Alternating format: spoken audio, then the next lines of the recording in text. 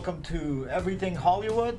And good to see you, my friend Larry. How's everything? Everything's good. It's been a good week since we did the last show, and a lot of interesting stuff happening in the media world and stuff, which we'll get to. Actually, we have an interesting guest. Yes, I was gonna say we have a great guest that just showed up, so I'm gonna have you do the honor in introducing her. So sure, we'll start talking about the week in the entertainment world in a bit, but I'd like to introduce now Kaila Methven.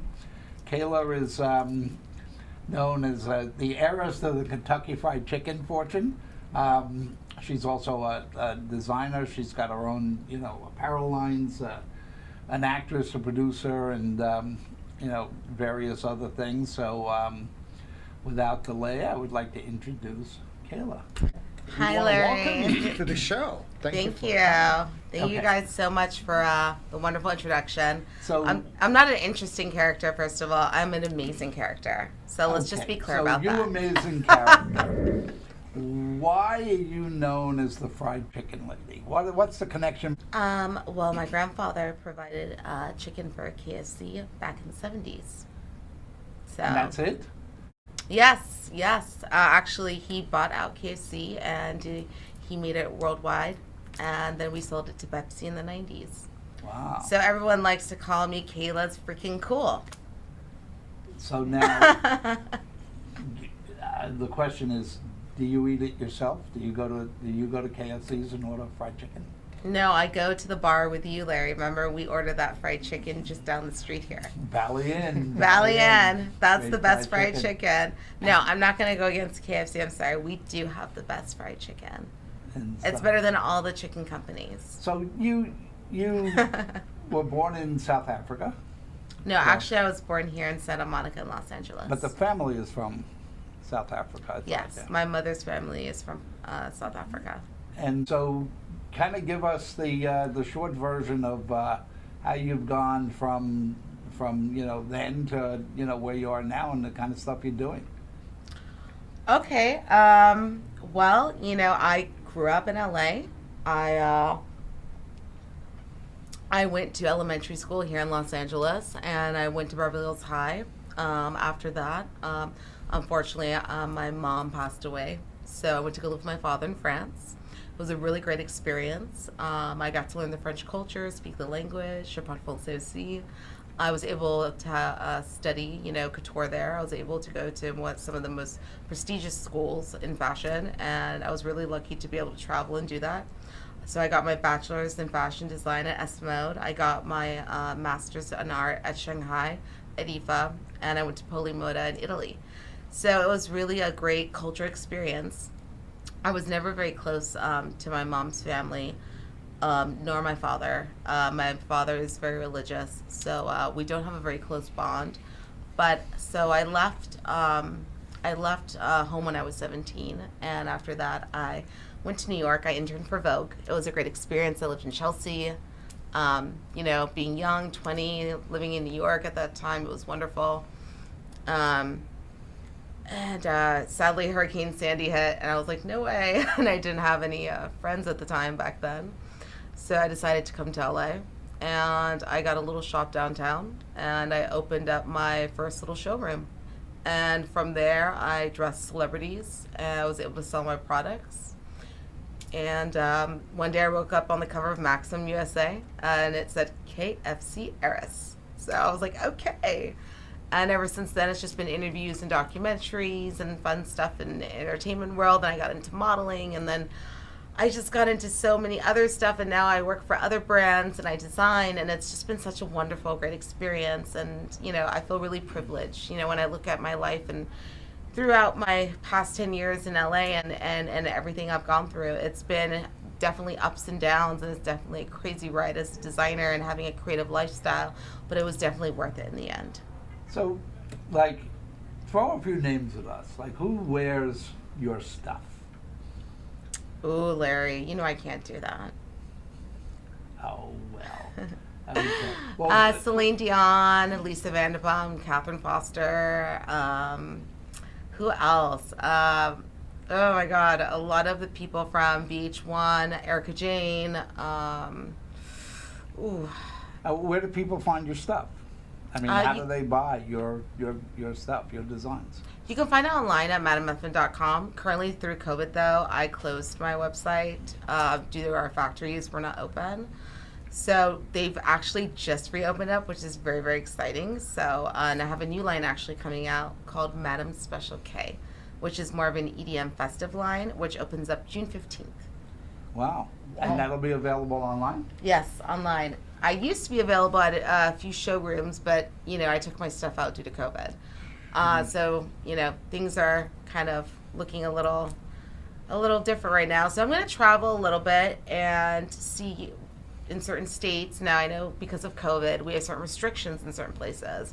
So I'm going to actually be traveling to Miami and to Texas and to a few of the states that are open and active to see if I can put some of my clothes in showrooms there, see what shops are open, maybe open a retail store. So I'm kind of looking at those opportunities right now because you always have to say to yourself, in the entertainment world, when things go south, what do we do? Calvin Klein, for example, in 2008, when the entire economy crashed and everyone lost their homes and millions of dollars at stake, what did they do? I mean, they sold more socks and underwear and bras because people need it. So you always have to adapt. So if you know something isn't working at the moment somewhere, you've got to move, make it work. You can't just sit. Now, you and I know each other, and I know you've been working on, several TV show concepts and stuff. And, one of them is kind of a reality show about your life and the things that go on in your day-to-day life. Tell us a little bit about what you're developing in the TV world. Well, I was working with a company, and I was working with them for a couple of years, and we filmed so many hours. They were such a great team. And it was kind of about me just kind of, dressing celebrities, like going to red carpets, parties, and, watching me do business deals and model and seeing me with my friends and my daily lifestyle. But sadly, due to COVID and everything, the networks didn't really feel that my show was very fitting at the moment. So I'm going to try that a little later in my life. So right now it's mostly, I'm going to concentrate more on my fashion aspects and more rather than reality. I mean, I guess I could go ahead and jump in a few shows here and there, but I don't know.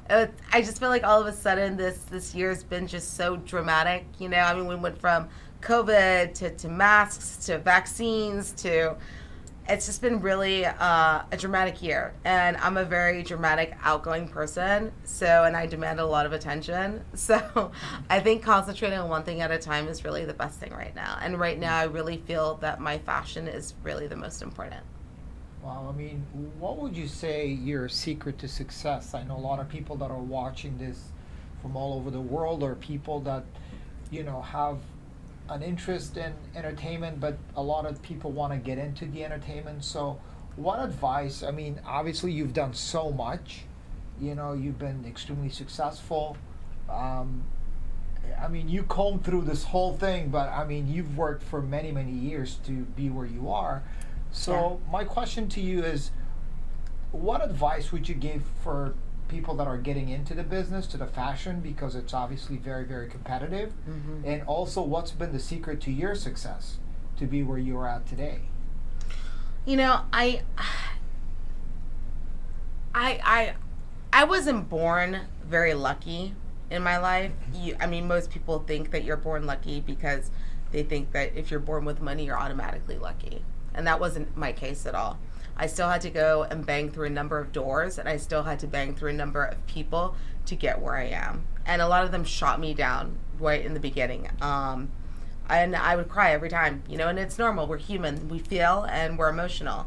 But you know what? I would always get back up and try again. And I think I've gone probably through at least 1,000 people that have said no to me, and that who've tried to hurt me, or have said you can't do it, you can't make it, who have tried to steal from me. I mean, I've seen it all. I mean, this is Hollywood. I mean, if you want to see it all, just come here. But the one thing is, you've got to believe in yourself, and no matter what, anyone says or what anyone does or however they try and jeopardize you, whether it's a lawsuit or they try to threaten you or whatever, or they just put you so down, you've always got to remember inside what you're here for. And you've always got to remember what are your dreams and aspirations. And I know that with me, that there was no choice. I look at it in a way where there wasn't an option of giving up for me. And I don't think that should be, when you know you're destined to do something. Listen, I feel like there are a lot of people and actors today that don't make it in acting until their 40s. They just don't make it, you know? I think a lot of the younger generation nowadays, because they see TikTok and Instagram, you know, they're used to the whole Britney and Justin, the Disney Club, the few that made it. Otherwise, there's a few singers, you know, that are young. But besides that, if you look at any other type of job, any other type of work, lawyers, they make it in their 40s, doctors, people, directors, everyone, fashion designers, you know, and it's a lot. I see kids really like in their young age, they put so much stress on themselves that they have to be this or they have to do this. Just remember, you didn't come from a young club that was known worldwide. You were born with nothing and you have to build an empire, and it's not done overnight. So when you have all these doors crashing on you and you have people hating on you, and when you feel so upset and you want to fall to the ground, I feel like that sometimes all the time. You just got to get back up again and say, you know what? Screw it. I got this. And just like during COVID, when things are not happening, move around and make it happen. There is always a way to make it happen. No does not exist with me. It's not in my vocabulary. And you have to have that inside your heart and your soul. And once you have that, it's impossible for the world to say no. You can knock on 1,000 doors and one will open one day. So with your fashion line, how do you get inspiration? What inspires you? Where do you get your ideas from? I just look at photos of you, Larry. Wow, you and a lot of other people. I could see that Yeah, happening. you see how, You know, yeah. it's a problem I've just had all my life, you know, with the people saying that. But like, what do you watch on TV? What's your favorite show these days? What have you been watching? What is my favorite show? I'm really excited for tonight, because tonight I want to watch season 2 of Who Killed Sarah. Okay. So I'm very excited. They just released it. I just finished Money Heist. That was amazing. Woo! I think I watched that literally in a span of 2 days nonstop. It took away 2 days of me binging. And I watched what else was The Gambit was really good, that we both agreed on. I love Ann Taylor. I thought she was an amazing actress in that. Bridgerton, I'm in love with that guy. I don't know what his name is, but just the costumes I thought were really excellent. And I'm not really a TV person, to be honest. I'm more social. What about music? What are you listening to these days? Or who are you listening to?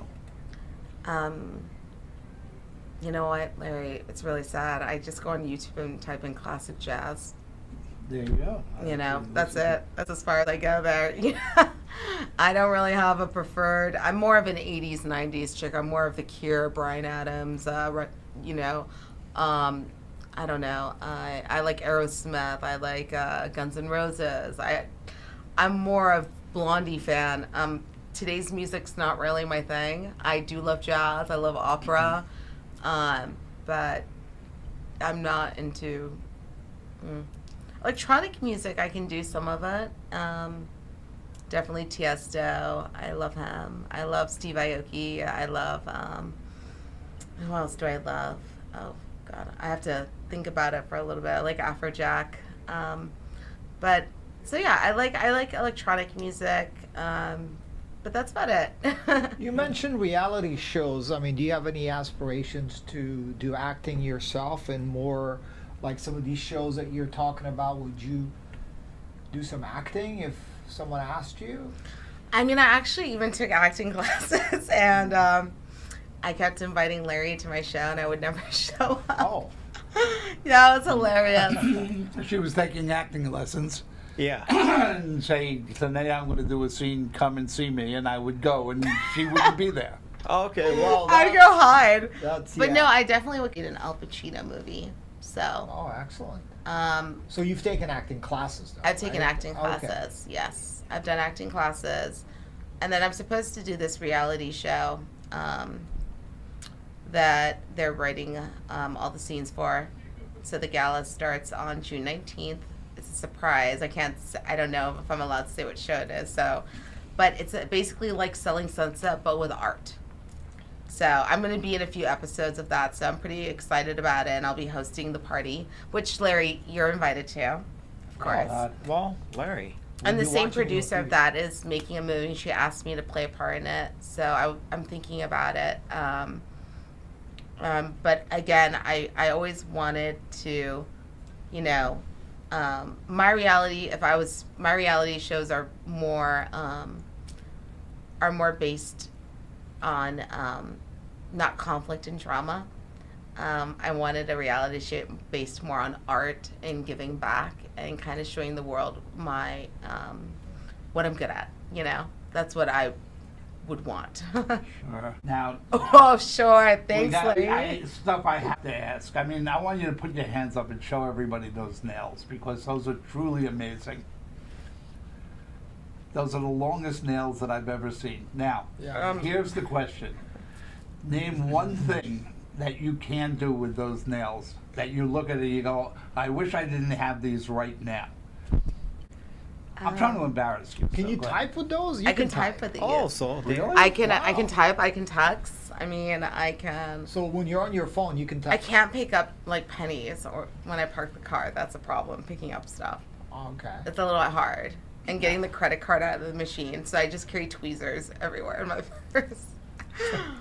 So it just makes it a little Well, easier. Yeah. that was a profound question, Larry. I'm just You know, looking at the that's- nails and going, You know, that's boy, those would be great to like do back scratching. Yeah. A lot of Stuff people like do ask me to do that. They're like, you scratched my head and my back. I'm like, sure. So just going back to you were talking about reality, shows that you did that show for a couple of years with that company, but a reality show now, I don't really know, are you being yourself or you're portraying someone else? I mean, it's just based on you exactly? when they do reality shows, Larry. I mean, maybe you guys can tell me a little bit more, because I'm write. I'm in the music space, They so write- I don't really. It's called loosely scripted. There you go. So what does that? So you're being yourself. So if there's a reality show around you, it's you, but you are.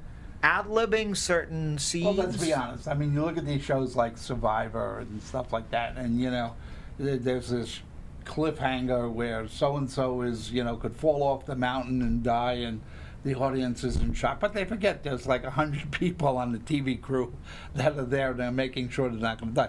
So it's reality in some sense, but it's, So it's pretty basically, well produced. if I was to tell you to kiss Larry and then fight with him, you would have to basically do it, but in your own way. Right. So that's like one sentence. This is what we're doing today, guys. You're going to fall over with Larry today. You're going to kiss him. And then you're going to fight with him. And then you just go along with it. I see. And, So, there are So I people- really, just how you embarrassed me with the nails there, I think, maybe you guys should, just for the entertainment's sake. No? I don't think so. All right, I tried. That's not But us. there are people like on the team whose job it is to elicit the conflict. So, I call them the person with the pin that sticks you in the butt. Yeah. So it could be as simple as going, The sitting there producers going- are quite, they do get a little feisty. So I could go, Kayla, do you know what that guy Omar said about you? He said you're whatever. So I get her pissed, and you have no idea why she's angry at you and stuff. But a lot of that stuff, it's forced. It just doesn't happen naturally. all but the then time. she's being herself, though. Well, I'm right, she's I'm always naturally Kayla, dramatic. Oh, okay. I'm naturally a show itself. So you don't need a producer to tell me to stir up anything. Okay. All right.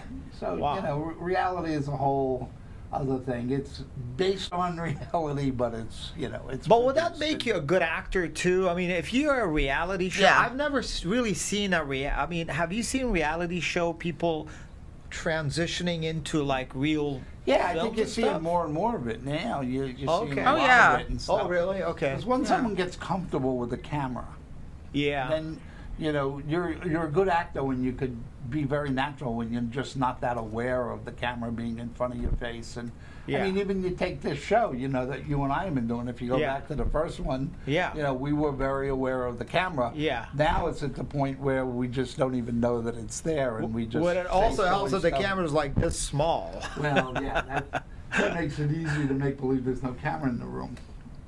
But so you've seen like success stories where you've seen reality show people Yeah. going into like films or TV stuff. Films, TV, sports. Okay. I mean, you know, you could look at some of the, you know, the folks like Logan Paul and stuff who have now gotten into the fighting game and stuff like that. Or, you know, a lot of them host. Yeah. Like, they host, they become judges on shows. Logan Paul and those the brothers, they are more personalities, right? So those personalities are YouTube personalities, right? Started that way, yeah. So, but the fighting is, but have they done like films and stuff, or are they acting? Yeah, they're and- doing acting and Okay. there's a lot of stuff, yeah. Okay. A lot of TikTokers now are becoming actors. Like, Okay. Because you know what? The studios want the followers. Because they have a big following. So if right? they got 100 million followers, they're like, well, this girl, even though she's a better actress, I'm going to take this girl instead because Right. this enters more money into my film. Yeah, if you're going to open a So movie- it's actually kind of a little sad. I feel like this generation is a bit. I think it's a bit, you know. I don't know who the celebrities are anymore. But don't you get a huge following if you're doing stuff offline? Like if you are a good actor, like someone like The Rock, who's a big star, Yeah. he's Well, got a huge following online Mm-hmm. because of who he is, right? Not the other way around. But it's now working both ways. You're starting to find yeah. influencers that are expanding out of But some that actresses- online world. Some actors don't. Like, for example, Charlize Theron, that's her Instagram name, doesn't have many followers. Yeah. She's got, like, what, 10 million? That's not a Yeah. lot. That's actually, No, that's I'm For a considered, star of her stature. like, that's she not a needs lot. to be at least at 100 million. I mean, for who she is, I mean, I love her. Yeah. You know, Reese Witherspoon doesn't have a lot. Nicole Kidman doesn't have a lot. And then you're talking about A-list celebrities here that have Do been they in- even need that, or But they see, here's don't- the difference. Everyone knows the name worldwide, Leonardo DiCaprio. Yeah. We all know Leonardo DiCaprio worldwide, from China to France to Russia, but no one knows who Logan Paul is. So we can go to Russia, and I can go into a restaurant in Russia, and we're like, you know Leonardo DiCaprio? They'll be like, yeah, I love Titanic, I love that movie. But I'll be like, so do you like Logan Paul? And then they'll look at me and they'll be like, who's this? So you know, they're I think it's just the American culture. We're so social medialized now that I feel it's so much. I mean, I personally look at my phone and I try and eliminate my screen time because I feel like it's unhealthy. And these kids come up with so much content all day long, and they start very young in high school. I mean, that's why they're only 20 years old and they have hundreds of millions of followers, and it's just kind of like, what? Because they're just every day making content, and I don't really consider it a talent. I consider it more of, this is something that is going to be great for the meantime, maybe for another 10 years, and then it's going to die out. And then there's going to be something new. Kids these days aren't, you know, using books. They're not playing in the garden. They're not, you know, writing cursive. They're not, you know, they're on their phones on Instagram all day. I have 2 million followers. That's not so bad. It's not so that's pretty great, impressive. but that's not so bad. On IG? Yes. Wow, that's pretty impressive. Thank you. But compared to everyone else, I think that I would be as a just normal. Today, you know, you're expected to in agencies, if you want to sign with agencies and stuff, I believe you need to have something between $1 million to something 10 million. They require some of them. So it's pretty insane that even in entertainment they're requiring that you have a certain amount of following, because they want to know that you're liked. And it's a very demanding thing, but I couldn't sit every day making content. I'd rather sit and draw every day, or make clothes, or Yeah. or come up with. Well, it's a full-time job. I mean, I've been to some YouTubers' houses and TikTokers' houses, and their bedrooms, their living rooms look like the studio. They've turned their entire apartments into the studio. Yeah. And it's like they have 100 million people following them, but then they live in a $2,000 apartment. It's really funny. So with COVID, you know, I wouldn't say coming to an end, but certainly things have gotten better, and a lot of us have gotten the vaccines now, and the mask rules are relaxed and stuff. What are the first things you're going to be doing that you haven't been able to do during COVID? Where are you going? Well, I am leaving on a little vacation. I'm going to go to Miami for a little bit. As I said, I kind of want to see a little bit down there, maybe get an apartment there, because I feel like it's definitely more relaxed over there. Check it out. I know I have some filming to do here, so I'm excited for that. But I mean, the movies opened up, but have you guys gone to the movies? No, I haven't gone yet. I really want to no. go to the movies, but I want it to be normal, not like 6 feet apart. I'm excited for all the networking again. I miss that. I'm a very social person, so, and dinner parties. I love dinner parties, so that I really miss. I miss bowling. I just miss fun activities, silly things, and. I think it'll be great just to reconnect. It's been a really lonely year. I know a lot of people, it either went 2 ways for a lot of people. Like a lot of people either got married or pregnant, or a lot of people either, said, no, you're not my partner, and were very lonely for a year and a half. I was one of those. So it's been an interesting year to kind of discover myself and kind of get to know myself better and who I am and kind of what I really want in life. And it's been interesting, It's been an interesting journey this past year and a half, and I think for the whole entertainment world, it's been quite a shock. I don't think we've ever seen this, because there literally was no entertainment. There was nothing. Thank God for Netflix, because it was really sad. It was a very sad year, and but also a very bright year for some people. I guess Zoom did very well. I guess Charmin Ultra did very well. Congratulations. A few companies did really well. Amazon did very well too. Amazon, Jeff Bezos, yeah, he did really well. I did a documentary on him with ImageWorks. I hosted that one, and with his wife, Sanchez. What's her name? I completely. Lauren Sanchez, yeah. And how happy they are together. So he did very well. Yeah, it was a very interesting year. Well, I'm just going to say this. I didn't do very much. I did a lot of, I did do a lot of charity work. I did do a lot of that virtually, and I did do, let's see, what else did I do? I did do a lot of sketching collections. I did a lot of feature deals for 2022, fashion deals, but it was, I traveled a little bit, Santa Barbara, going to a hotel where there's no pool or restaurant. Did that. Went to Mexico, where it was also 6 feet apart. That was interesting. But I really did not have a phenomenal year, get pregnant or get engaged like some people did. Congratulations to Ariana Grande, who did. She just got married. But no, nothing really spectacular happened on my part. So I'm definitely a social person, need everything open. So I'm happy to see this world open up again. Sure. Well, Kaila, it was great to catch up with you again and hear about all the fun stuff that you're doing. And Omar and I just want to thank you for coming by and saying hello to us and the audience and getting the chance for them to learn a little bit more about you. Thank you guys so much. Thank you so much for coming. Okay. I really, really appreciate it. It was so much fun. And Larry, even though I am turning 30 this year, I just want you to know that I still love myself, and I will continue loving myself, and I am still worthy. Okay. Well, thanks again. Thank you. All right, thank you.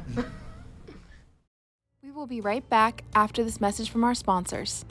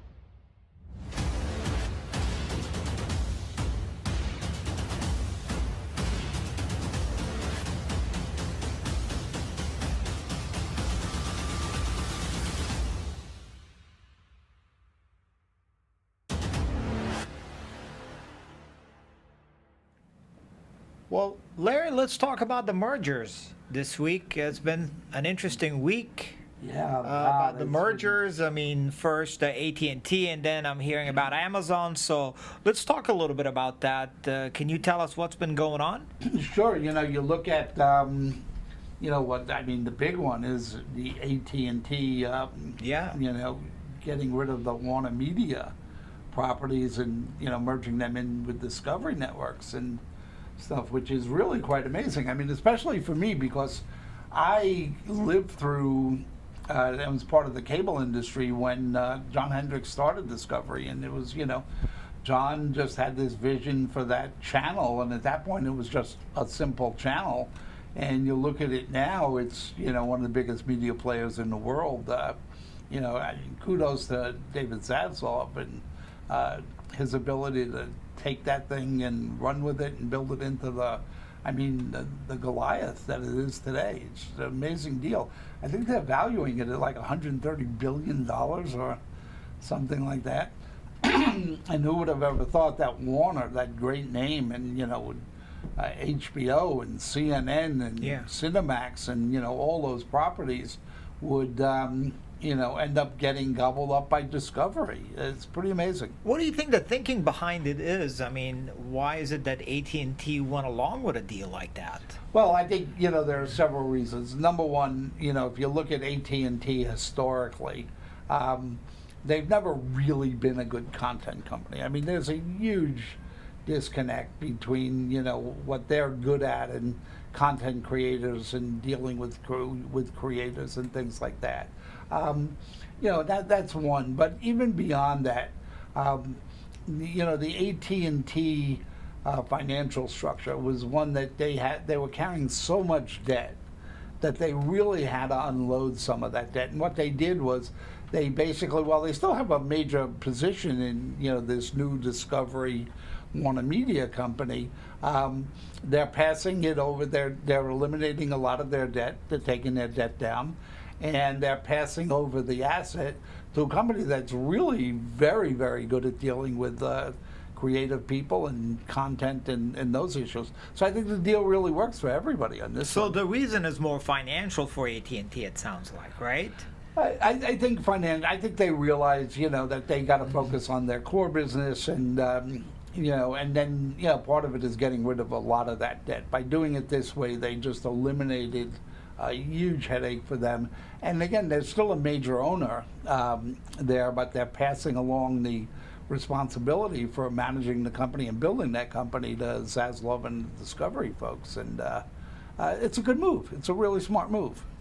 I was honestly a little surprised when I read about it because I thought, because this merger just happened with AT&T not that long ago, right? Where they gobbled up HBO and Warner and all of that, and now they're unloading it or passing on the responsibility to the Discovery. Yeah, when you're publicly traded companies and you're carrying debt that's so large, and the pressure is on you to show good quarterly results, a lot of times it forces your hand. It makes you make decisions maybe before you're ready to make them, but you really need to do it. But again, here, I think this is a win-win. I mean, AT&T still maintains a tremendous financial interest in that business, but they've really put it in their hands with people who have proven time and time again that they really do understand the content business, the distribution business, and how to relate to audiences. So it's not going to change what's going on inside Warner Media or HBO or any of those companies, right? The way they operate, would that change at all? That'll stay pretty much the same. Although, my feeling is, for a lot of the creative folks, particularly the HBO folks who have always been, kind of at the front of the creative curve, I think it's actually better. They're working for, a group that I admire. The Discovery people have really shown they know how to deal with creative people and let them do what they know how to do, but yet do it all with fiscal discipline and stuff like that. So again, I think it's a case where everybody wins in this one. Yeah, because I've been hearing lots of pros and cons, but it's good to get a really good perspective from you. And now I want to go to what's happening with Amazon buying MGM. Yeah, that's actually surprised a lot of people, but it's interesting because in a different week that probably would have been the headline, but when you have a $130 billion deal between Warner Media, I think the Amazon deal went for about $12 billion and stuff, and they bought a great old company with a tremendous library. I mean, all the Bond films are in that MGM library, and there's some really great old stuff and stuff. So, when you're sitting on huge cash piles, you got to get it out. You can't just let it sit in the bank. And they made a smart acquisition. I think the Amazon streaming services have been doing well. But you can't just depend on being able to produce hit after hit after hit. So by buying this library, they've got enough to really keep it going and not have to depend on developing so many hits so quickly and stuff, and they can take a little more of their time in doing so. So that's really the reasoning behind it. Because I don't even know, is MGM still producing films? I mean, yeah, they do films and TV and stuff, and they have some new stuff. But the real value in MGM is, my feeling is the library is just an amazing library of stuff, and that'll serve the Amazon streaming services well for, not just years but decades. So they will take the existing library from MGM, they put it on the Amazon platform, right? Amazon Prime, and so that becomes exclusive now to Amazon now, or how does that work? Well, Amazon makes that decision, but look, first the MGM library, there are a lot of deals that have already been made. Yeah. So that some of those license agreements probably go for another 8, 9, 10 years. So you can't just take those away. Those things have to run their course and run out before Amazon could really make the decision that they just want to have it all exclusively to them. Because that library is licensed all over the world and just about every territory. And so it depends on how many years are left on the licenses. So they go back and basically own all the content that MGM has, right? All the old movies, because was it in the 30s and 40s and 50s? Oh, yeah. They had some of the best. Were they the #1 studio back then? Yeah, and MGM was just an amazing studio, and they were turning out hit after hit after hit, and and then they had the Bond franchise, which is an amazing And they franchise. still do, right? Still do, and so they've got that, and then they've been doing some good TV stuff, and they had shows like Gladiators and stuff. So they're a pretty all around media and entertainment company, content creators, and they've got like I say, a very, very valuable library that is going to serve the Amazon folks really well for decades. So you think that this was a smart move by Amazon by doing this? Yeah, if I'm sitting with all that cash in the bank, you just don't want it to sit there. They bought a valuable asset that blends well with their existing business. So You see that trend going to other companies as well? Do you think I don't know. Look, Netflix is just keep churning these new shows, do you see them going after a studio or a company like that as well, or? I think they don't have to. Netflix has kind of found their own way, and they've been incredibly, incredibly effective at providing the resources to the production world to make new and creative stuff, and they've done that really, really well. So, do they need to buy a library? I don't think so. But again, it's a matter if you're sitting with a lot of cash in the bank, why not do something like that? So instead of licensing it, you're owning, your own content. But the world has become global. The media and entertainment world is not a U.S.-centric world anymore. Yeah. And if you want to be a player, you've got to scale up. One of the reasons that Warner did this deal with with Discovery is that it's just become harder and harder for an independent production entity in TV and film to be able to compete with some of the big companies out there. Yeah. So the rule is you got to get bigger. and stuff. So I don't think we've seen the end of the mergers. I think we're going to see some more, and probably some pretty surprising ones. Yeah, I think this was a pretty big, and especially with the Amazon, buying MGM, that was pretty surprising. But in a sense, MGM hasn't been doing a lot of new stuff. I don't know if it's for financial reasons, but maybe this was a pretty good deal for them as well to be, to become part of Amazon. Sure, for the shareholders, to now have that kind of resource and, not just financial resource, but the resource to reach audience. I mean, Amazon is a global company, and you look at their streaming service, it's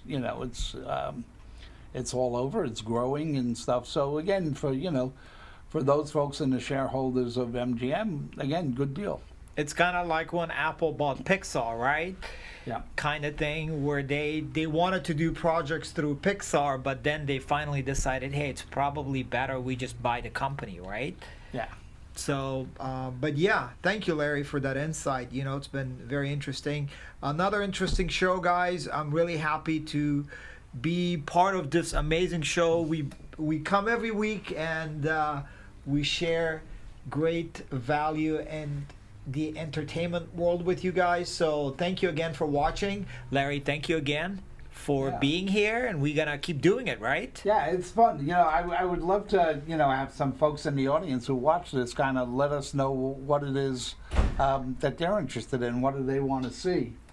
Yeah, please let us know what you guys want to see, some of the comments and some of the questions you have. We'll be happy to answer for you each week. So thank you again for watching. We'll see you next time. Adios.